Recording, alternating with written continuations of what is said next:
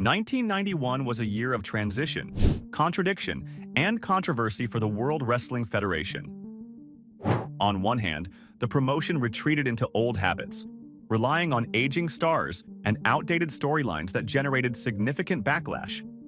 But beneath the surface, meaningful changes were taking shape. More big shows, more frequent title changes, and the rise of the man who would carry the new generation era.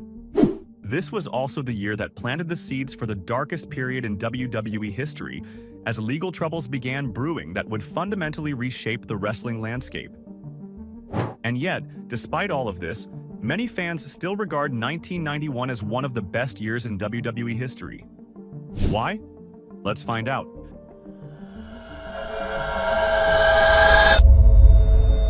WWF was trying to bounce back from the failure of the Ultimate Warrior to draw as world champion. Despite being positioned as the company's top babyface following his victory over Hulk Hogan at WrestleMania VI, the Warrior's reign had failed to generate the kind of business WWE had hoped for. His promos were often incomprehensible, his in-ring work was limited, and fans simply weren't responding to him the way they had to Hogan. So, already putting plans in place to take the title off him, the company had begun setting up Sergeant Slaughter as his next challenger. In a decision which would ultimately have profoundly negative consequences as the year went on, the company had chosen to turn Slaughter heel in a major way. The former American hero aligned himself with General Adnan and later Colonel Mustafa, who was actually the Iron Sheik returning under a new name. Together they formed a villainous faction that played off real-world events happening at the time, which was designed to generate intense heat from the audience. The storyline drew nuclear levels of heel heat for Slaughter, unprecedented even by professional wrestling standards. Fans genuinely despised him to the point where he was forced to wear a bulletproof vest on his way to the ring over legitimate safety concerns. The company had to significantly increase security whenever Slaughter appeared at events, and there were real concerns about his safety traveling between shows. And of course, there were many critics who were already calling this whole angle tasteless and exploitative as the new year rolled around, given what was happening in the world at the time. The timing was particularly controversial given real-world events, but WWE stuck to their guns regardless, believing the heat was too valuable to abandon, and proceeded with booking the villain to challenge the Warrior for the top prize at the Royal Rumble.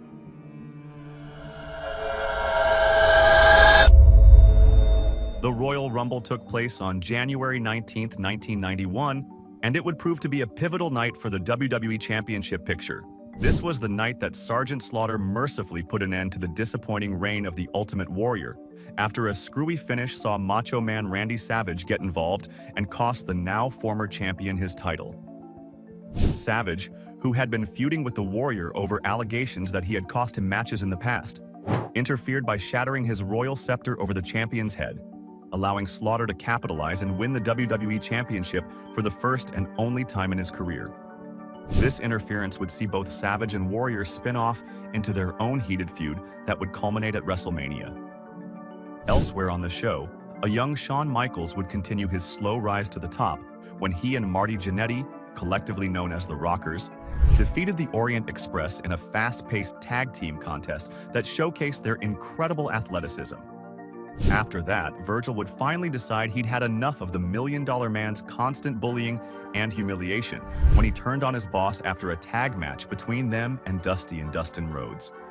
In a cathartic moment for fans who had watched Virgil suffer abuse for years, he laid Ted out with his own $1 Million Championship belt, leaving him for dead in the ring and signaling his transition from lackey to competitor. Meanwhile, in the Rumble match itself, Bret Hart would put on an impressive showing after entering at number 1 and lasting over 20 minutes before being eliminated by The Undertaker, showcasing the kind of stamina and ring psychology that would serve him well in the years to come. That said, it would be Hulk Hogan who would get the win come the end of the night, last eliminating Earthquake to mark his second consecutive Rumble victory, making him the first man to win back-to-back Rumbles. This established Hogan as the next contender to the WWE Championship in the lead-up to WrestleMania VII, setting up the patriotic showdown the company had been building toward.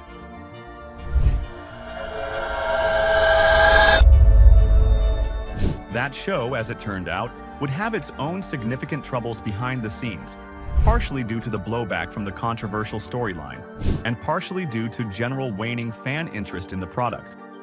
Ticket sales for the biggest show of the year would be disappointingly low, far below what the company had projected when they initially announced the venue. This forced the WWE to make a humiliating decision. They would move the event from the planned Los Angeles Memorial Coliseum, which seated over 90,000 fans, to the nearby and far smaller Los Angeles Memorial Sports Arena, which held only about 16,000. Rather than admit to the embarrassing reality that they couldn't sell enough tickets, the company attempted to save face by citing security concerns related to the controversial storyline as the reason for the venue change. While some fans and media outlets accepted this explanation at face value, many industry insiders were skeptical, and the truth of the ticket sales failure would eventually come to light in the years that followed. Regardless of the venue controversy, when the show took place on March 24, 1991, it would mark the first WrestleMania to not have Jesse Ventura as a commentator, with this change along with a new visual presentation serving to make it feel like the first of a new era for the showcase of the Immortals. Gorilla Monsoon was joined by Bobby Heenan at the broadcast table, creating one of the most beloved commentary pairings in wrestling history. In terms of the matches on the undercard, the Nasty Boys, managed by Jimmy Hart, would defeat the Hart Foundation in a hard-hitting contest to capture the WWE Tag Team Championships. This was a controversial decision among fans who felt Bret and Jim deserved better, but it served to free up Bret for his upcoming singles push. Elsewhere on the card, The Undertaker would start his near 2.5-decade undefeated WrestleMania streak when he pinned Superfly Jimmy Snuka in a short but memorable match that established the Dead Man as a force to be reckoned with on the grandest stage. On top of that, Jake the Snake Roberts would get the better of Rick the Model Martel during their memorable blindfold match. The unique stipulation came about after Martel had sprayed his arrogance cologne in Jake's eyes, temporarily blinding him. The match saw both men wearing hoods over their heads, stumbling around the ring trying to locate each other, and while it was admittedly silly, it entertained the crowd and gave Roberts a satisfying victory. Just as later on in the night, Virgil would finally get his long-awaited revenge over the $1 Million Man when he pinned him after 7 minutes and 41 seconds to win the $1 Million Championship, completing one of the most satisfying babyface stories of the year. But that wasn't all that was going on during this bumper card. In semi-main event action, the Big Boss Man would defeat Intercontinental Champion Mr. Perfect, albeit by disqualification, meaning the title didn't change hands. Prior to this, two former Intercontinental Champions would face off when the Ultimate Warrior and Randy Savage settled their months-long feud in a career match, with the stipulation being that the loser would be forced to retire from professional wrestling. The match that followed would end with the Warrior beating Savage and retiring him as per the pre-match stipulation, in what many consider to be the best match the Ultimate Warrior ever had. Savage, despite being cast as the heel going into the bout, delivered a masterclass performance that had the crowd firmly behind him by the end. But it wasn't the match itself that most people remember now. No, it's the post-match that has become legendary. After Savage's manager, Sensational Sherry, had turned on the Macho Man for losing, kicking him while he was down and berating him for his failure, Miss Elizabeth would emerge from the crowd to help her former man. The sight of Elizabeth running to Savage's defense, helping him to his feet and standing by him against Sherry, reunited the beloved couple on screen for the first time in over 2 years. The emotional moment, with Savage initially suspicious before embracing Elizabeth as the crowd erupted, created one of the most legitimately feel-good moments in WWE history, with fans in attendance openly weeping at the reunion. And if fans wanted more feel-good moments after that emotional roller coaster, they would be happy with the main event. It was there that Hulk Hogan would end the 3-month reign of Sergeant Slaughter when he dropped the famous big leg on him, then pinned him 1, 2, 3 to become the new WWE Champion for the 3rd time. The patriotic American hero had vanquished the Iraqi sympathizer, and the crowd celebrated accordingly as red, white, and blue confetti rained down. That said, if anyone thought the company would now learn their lesson and pivot away from the Iraqi sympathizer storyline, then they were dead wrong. After the match, Slaughter would keep the feud going when he threw a fireball directly into the new champion's face during a post-match interview, burning Hogan and setting up their continued rivalry.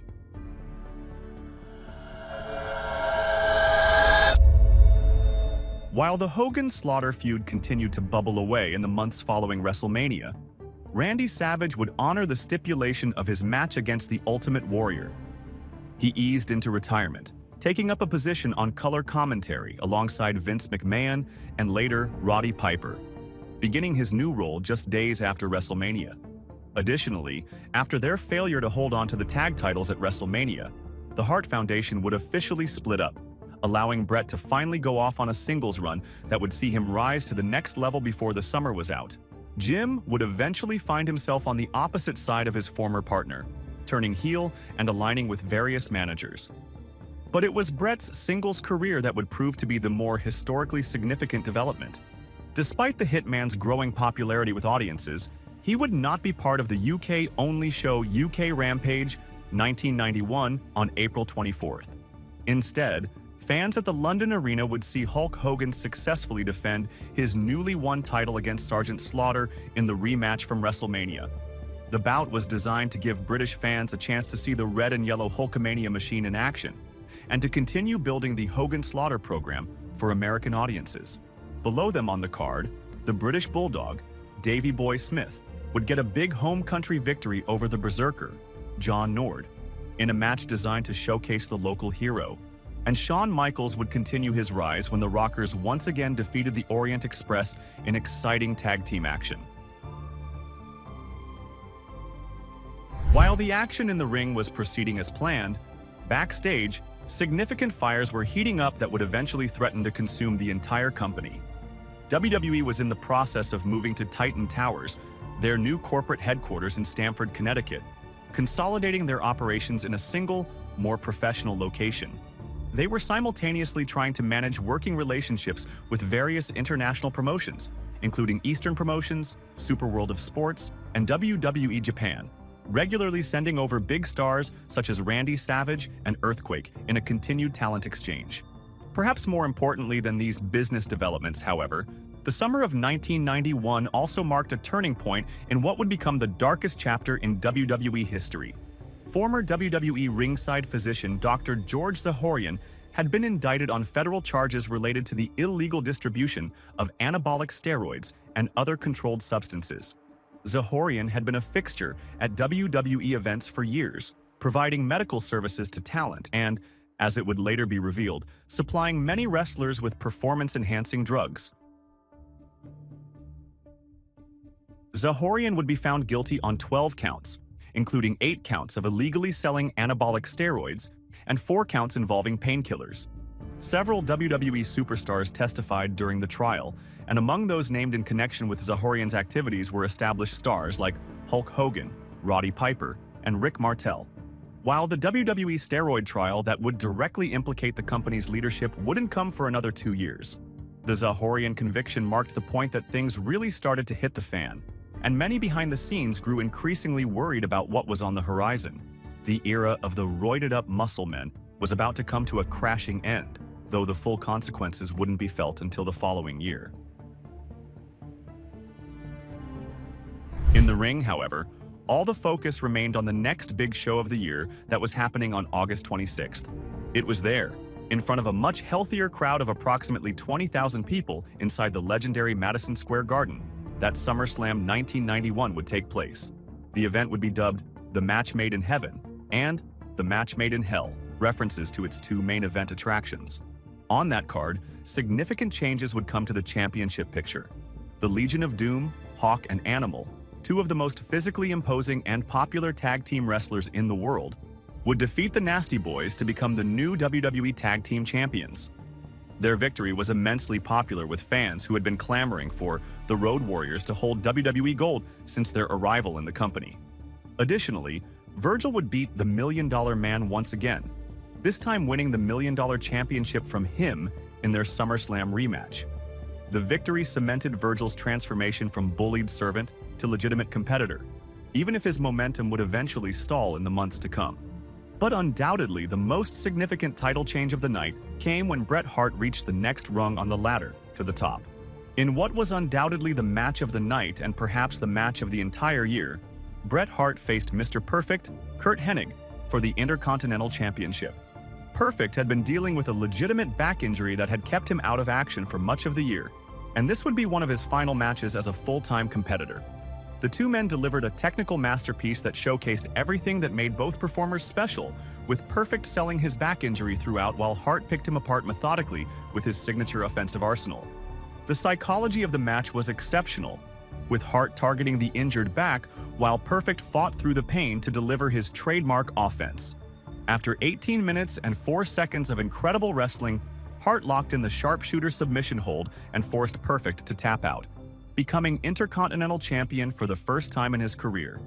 The match would earn rave reviews from critics and fans alike and is still considered one of the greatest Intercontinental Championship matches in WWE history. It signaled that Bret Hart was ready for the main event level and established the Intercontinental title as a workhorse championship that could deliver classic matches on big shows. Elsewhere on the card, the undercard would be filled out with the entertaining jailhouse match between the Big Boss Man and the Mountie. The stipulation saw the loser forced to spend a night in a New York City jail cell, and when Boss Man won, fans were treated to comedic vignettes of the Mountie's miserable night behind bars. The show also featured what would be the final major U.S. pay-per-view appearance of Andre the Giant, who appeared in a 6-man tag team match. Sadly, the wrestling legend would pass away only 2 years later, making this one of the last times American fans would see him compete on a major stage. In terms of main events that night, there were 2 distinct attractions. First, there was The Match Made in Hell, a 3-on-2 handicap match that saw Hulk Hogan and the Ultimate Warrior team up against Sergeant Slaughter, General Adnan, and Colonel Mustafa. The Warrior had been quietly building up a feud with the newly healed Jake Roberts and The Undertaker on television in recent months. But for this night, he was reuniting with his former rival Hogan to face the villains. The babyfaces would win the match that night, with Hogan pinning Slaughter to effectively end their lengthy feud. But of course, while the good guys' victory should have been the story, no one really remembers the match itself anymore. Instead, what has become legendary is what happened backstage. Weeks before SummerSlam, on July 10th, the Ultimate Warrior had sent a letter to Vince McMahon demanding a significant pay increase, essentially threatening to not perform unless his terms were met.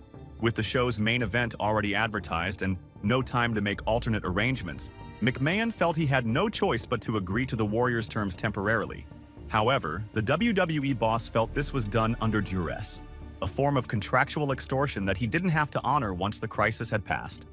That was why when the Warrior walked through the curtain backstage at the close of the match, Vince McMahon handed him a suspension notice.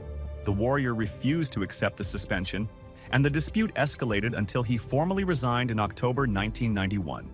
This would be the last time fans would see the Ultimate Warrior compete in WWE until the following year.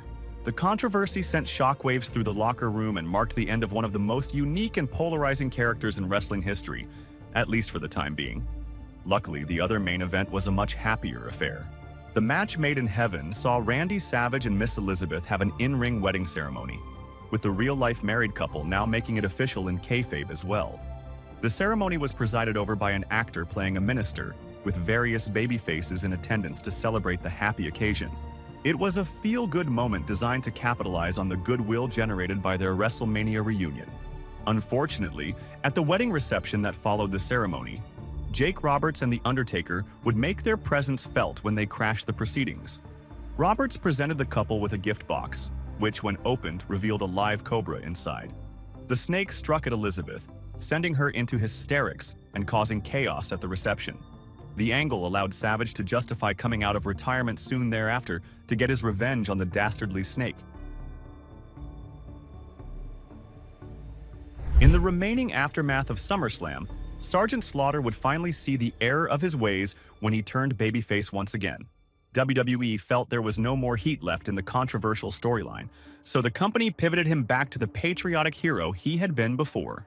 On top of that, Bret Hitman Hart would pick up another accolade when he won that year's King of the Ring tournament at an untelevised event on September 7th. Hart went through Pete Doherty, Skinner, and Erwin R. Shyster in the final en route to victory in the single-night tournament, solidifying his position as one of the top talents in the company. Of course, this wouldn't be his only King of the Ring victory during his career. The next time he won it, in fact, would be at a pay-per-view event in 1993, where his famous King of Hearts coronation speech would launch him into the WWE Championship picture. Elsewhere at that year's tournament, the only other incident of note would be the continued dominance of The Undertaker, who, still maintaining his undefeated streak at that point, would mow through opponents before a double disqualification saw him eliminated early, while still protecting his aura of invulnerability. The dead man was clearly being positioned for bigger things. While The Undertaker was building his mystique, his one-time ally Jake Roberts was now heavily involved in a full-blown feud with Randy Savage. This feud grew even deeper in intensity when, at a WWE Superstars taping in the autumn, however, Roberts had set a trap, and Savage ended up getting tied in the ring ropes, helpless and unable to defend himself. What followed became one of the most controversial angles of the year. Roberts produced a live cobra, but it still had its fangs intact. The cobra latched on and refused to let go for an agonizing length of time, as blood began seeping from the puncture wounds it had left behind. The gruesome scene left children in the audience in tears and generated significant. WWE would return to the UK once more when they held their second special British show of the year, Battle Royal, at the Royal Albert Hall on October 3rd. The event saw the Legion of Doom retain their tag team titles in a match against Power and Glory. Meanwhile, in the titular Battle Royal, hometown hero the British Bulldog would pick up the victory after last eliminating Typhoon, giving the British fans something to cheer about. The reason for these repeated tours of the UK at this time appeared to be that while interest in the WWE product was waning stateside across the pond, there was a hungry audience always desperate for more American wrestling.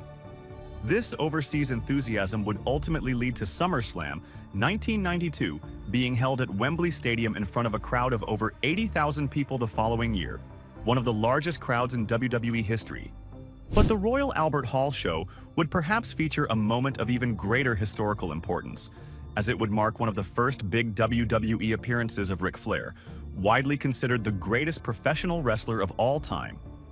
In a moment that sent shockwaves throughout the entire wrestling industry only weeks prior, the Nature Boy had quit WCW after a bitter and acrimonious dispute with management about his creative direction going forward.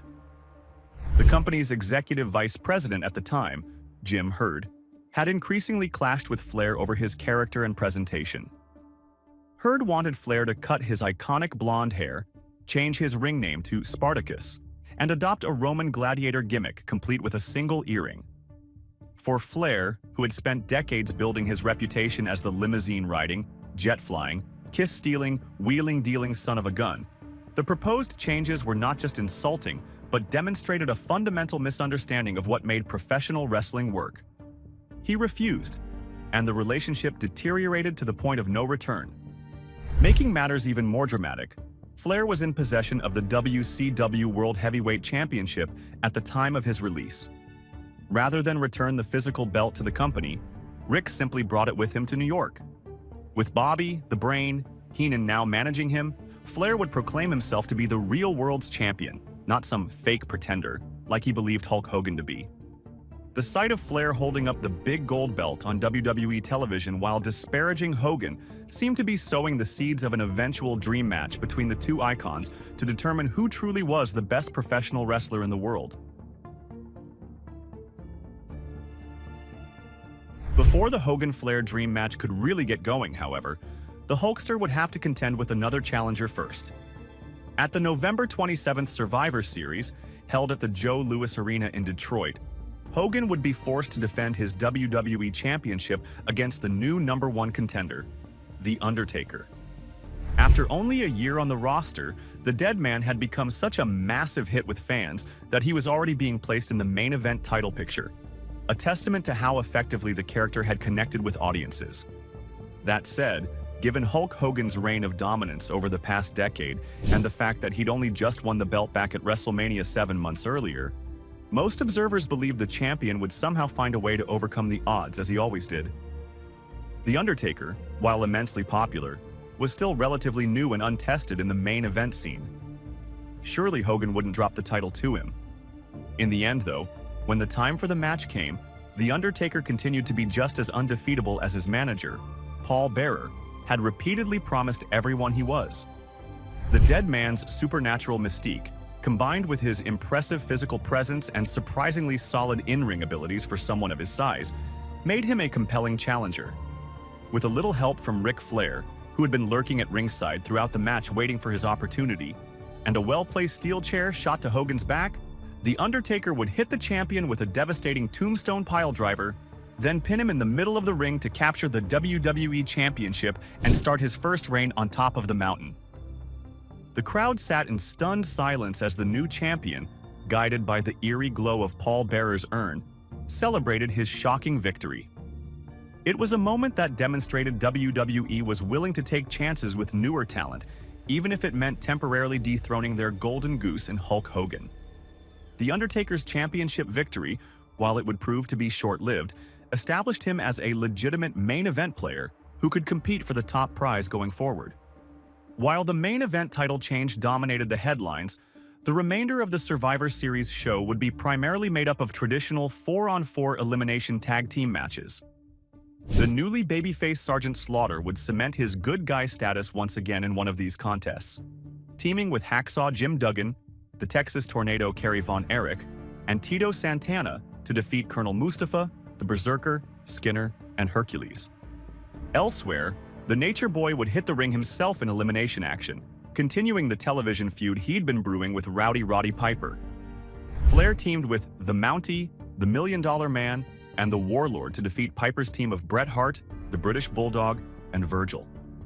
This match would also further another program, as by then, the Mountie had set his sights firmly on taking the Intercontinental Championship away from the Hitman. As for the tag team champions, the Legion of Doom teamed with the Big Boss Man to get a victory over the Natural Disasters and Irwin R. Shyster. The match was originally supposed to feature Sid Justice on the side of the babyfaces as well, until an elbow injury took him out of action at the last minute. With Jake Roberts originally scheduled to have been the fourth member of the heel team before storyline developments changed plans, Randy Savage began campaigning backstage to be placed on the opposing team so he could finally get his hands on the Snake. However, that satisfaction would have to wait, even if only for a few days.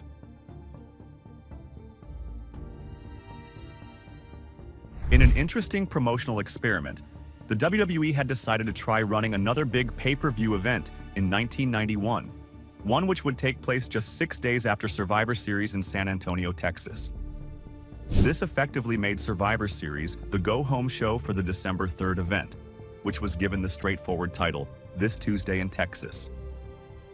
The concept was designed to test whether fans would pay for pay-per-views that aired closer together, a question that would have significant implications for WWE's business model going forward. In kayfabe, the reason for this show existing was that after the controversy surrounding The Undertaker's questionable title victory at Survivor Series, on-screen WWE President Jack Tunney announced that Hulk Hogan would be getting his rematch at this very event. Furthermore, Tunney declared that he would be present at ringside himself to prevent any further interference from Ric Flair or anyone else. But that wasn't all that was happening on this show. It would also be here that the Macho Man finally got to come out of retirement and get his hands on Jake the Snake Roberts in a bout that ended up being arguably the most heated match on the entire card. For the full 6 minutes the match lasted, the crowd was firmly behind Savage as he delivered punishment to Roberts in what felt more like a fight than a wrestling match. He not only hit his rival with 3 devastating DDTs, leaving Savage prone on the canvas, but he also slapped Miss Elizabeth across the face when she attempted to intervene. The sight of Roberts striking a woman, even in the context of professional wrestling storylines, caused considerable controversy and raised eyebrows throughout the industry. Nevertheless, it effectively allowed the feud to continue and gave Savage even more motivation for revenge. Elsewhere on the card, Bret Hart would successfully defend his Intercontinental Championship against Skinner in a solid, if unspectacular, match. In dark matches before the broadcast, Ric Flair and Roddy Piper would finally blow off their beef, and the Legion of Doom would retain their tag team titles in a match against the Rockers. Part of what contributed toward the Rockers' loss that night would be the growing dissension between Shawn Michaels and Marty Jannetty, tension that had been building for weeks on television. This friction would eventually come to a head in a memorable barbershop segment with Brutus Beefcake, where Michaels would superkick Jannetty and throw him through a plate glass window, officially turning heel and launching his legendary singles career. While this segment wouldn't air until January 11th, 1992, it was actually filmed on December 2nd, one day before this Tuesday in Texas, setting up one of the most significant career turns of the era. Of course, it was the main event that most people had purchased the pay-per-view to see, so that was where the primary focus lay.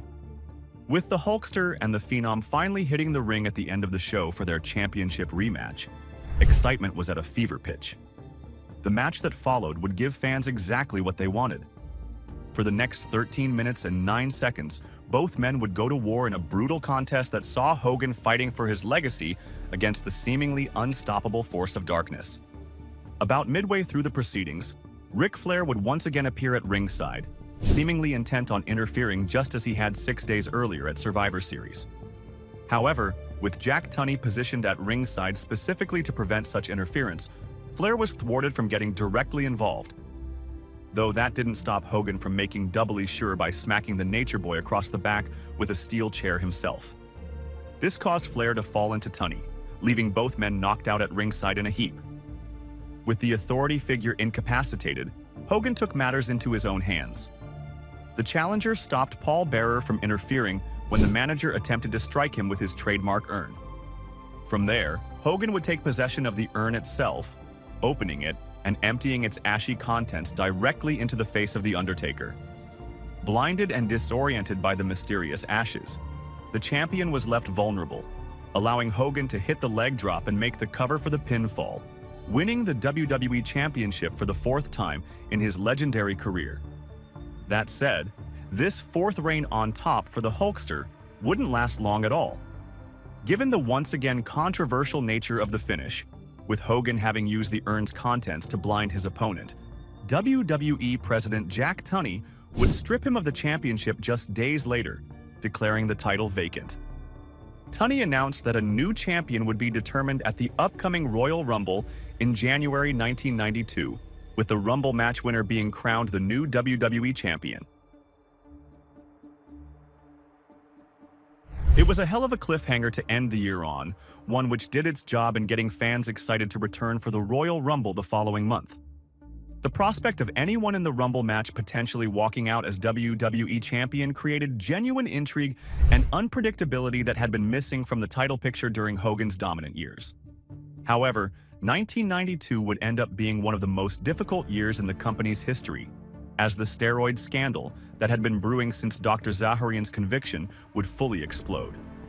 The resulting federal investigation and trial would fundamentally reshape the wrestling landscape, ending the era of the roided-up muscle men and forcing WWE to pivot towards smaller, more athletic performers.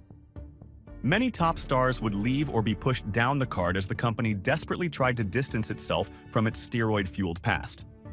Luckily, throughout 1991, 2 of the men who would keep WWE afloat during this dark period were already rising to the top. Bret Hart was riding high as the Intercontinental Champion, delivering classic matches and connecting with audiences through his technical excellence and everyman appeal. Meanwhile, Shawn Michaels was about to embark on a career-defining heel run following his betrayal of Marty Jannetty, establishing himself as one of the most talented and charismatic performers in wrestling history. Additionally, the second year of the decade had done an excellent job in setting up what many people believed would be the inevitable dream match showdown between Mr. WWE Hulk Hogan and Mr. WCW Ric Flair. While this match would never end up making it past the house show circuit, disappointing fans who had hoped to see it on pay-per-view, at that point in late 1991, fans were fully behind what they saw coming in the main event picture. Yes, while the company had faltered earlier in the year with the controversial Slaughter angle turning many people off, it seemed like by the year's end, the wheels were starting to get back on track. The Undertaker had emerged as a full-blown main event force, proving that new stars could be created even in an era dominated by established veterans. Sid Justice was waiting in the wings for his own shot at the top. And while fans had lost the Ultimate Warrior for the time being due to his backstage conflicts with management, they had regained an old hero in Randy Savage to compensate. So all felt cautiously optimistic at last, as 1991 drew to a close. The WWE had survived a year of controversy, creative missteps, and growing legal concerns, and emerged with a roster that showed genuine promise for the future. Bret Hart, Shawn Michaels, The Undertaker, and others represented a new generation of talent that could potentially carry the company forward into a new era. The foundation was being laid for what would eventually become the new generation, even if no one quite realized it at the time. How little did anyone know at the time that over the next 12 months, everything would change dramatically as the steroid scandal threatened to destroy the company entirely. Federal investigators would come knocking, careers would be derailed, and the very future of professional wrestling's biggest promotion would hang in the balance. The carefree days of larger-than-life cartoon characters and simple good versus evil storylines were coming to an end, and a more complicated, controversial era was about to begin. But that, as they say, is a story for another time. Like and subscribe for 100 years of luck. Until next time.